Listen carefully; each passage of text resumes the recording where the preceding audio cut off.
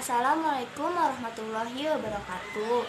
Perkenalkan, nama saya Puma Lydia, mahasiswi Politeknik Negeri Subang, prodi Keperawatan dengan nomor pokok 10 40 20 41. Di sini saya akan meresum buku Pendidikan Pancasila untuk Pendidikan Tinggi dengan karya Dr. Ujang Carda, SSH, MH, MIP.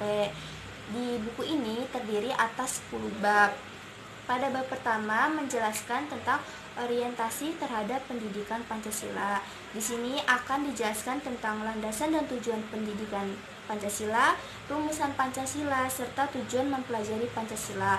Nah, pada bab kedua akan menjelaskan tentang memahami sejarah Pancasila sebagai lambang negara Indonesia. Di bab kedua ini akan dipelajari tentang Pancasila dalam sejarah bangsa Indonesia, Pancasila sebagai lambang negara Indonesia, serta memahami Pancasila sebagai lambang negara Indonesia dari putusan Mahkamah Konstitusi nomor 4/PUU 10/2012. Selanjutnya, pada bab ketiga berisi tentang memahami Pancasila sebagai sistem filsafat. Pada bab ketiga ini akan dijelaskan tentang pengertian filsafat, pengertian Pancasila sebagai sistem filsafat, konsep dasar filsafat Pancasila, serta landasan filsafat Pancasila.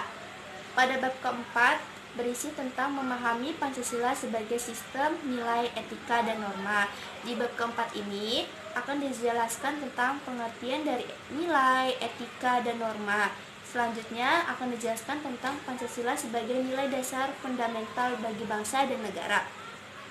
Selanjutnya, pada bab kelima, di sini materinya tentang memahami muatan sila-sila dalam Pancasila yang berisi hakikat nilai-nilai yang terkandung dalam Pancasila, isi arti materi muatan sila-sila Pancasila, serta refleksi nilai-nilai keislaman dalam Pancasila. Pada bab ke-6 ini akan dijelaskan tentang memahami Pancasila sebagai ideologi bangsa dan negara. Pada bab ke-6 ini akan dijelaskan tentang pengertian ideologi, makna ideologi bagi bangsa Indonesia, perbandingan ideologi Pancasila dengan ideologi lain, kedudukan dan fungsi Pancasila dalam peta kehidupan bangsa Indonesia, memahami makna Pancasila sebagai ideologi negara dari putusan Mahkamah Konstitusi nomor 100/PUU 10/2013. Pada bab ketujuh di sini akan membahas tentang memahami demokrasi Pancasila. Di bab ketujuh ini akan dijelaskan tentang perkembangan demokrasi di Indonesia dan konsepsi demokrasi. Selanjutnya, pada bab ke-8 materi sini akan menjelaskan tentang memahami hak dan kewajiban asasi manusia dalam Pancasila. Nah, pada bab ke-8 ini akan menjelaskan tentang sejarah perkembangan hak asasi manusia, istilah dan pengertian hak asasi manusia, macam-macam hak asasi manusia, serta pemahaman hak dan kewajiban asasi manusia dalam Pancasila. Selanjutnya pada bab ke-9 menjelaskan tentang memahami Pancasila dalam sistem ketatanegaraan Indonesia.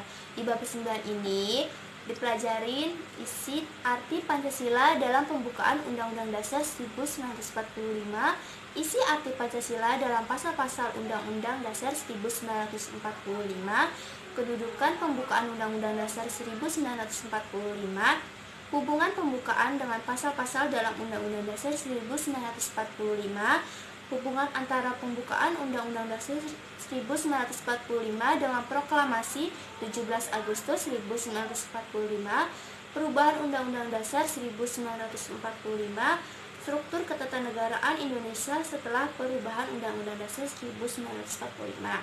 Nah, pada bab terakhir, bab 10 menjelaskan tentang refleksi Pancasila sebagai paradigma reformasi dalam kehidupan bermasyarakat, berbangsa, dan bernegara.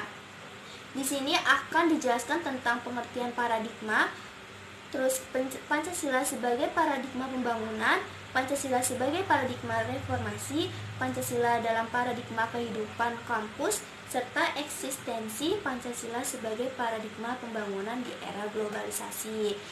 Oke, jadi kesimpulannya buku Pendidikan Pancasila ini sangat pas dengan mahasiswa-mahasiswi di seluruh Indonesia dengan pelajaran pendidikan Pancasila. Indonesia dengan pelajaran pendidikan Pancasila. Buku ini juga materinya sangat lengkap dan sesuai dengan ajaran yang berlaku. Sekian resume buku dari saya. Kurang lebihnya mohon maaf. Wassalamualaikum warahmatullahi wabarakatuh.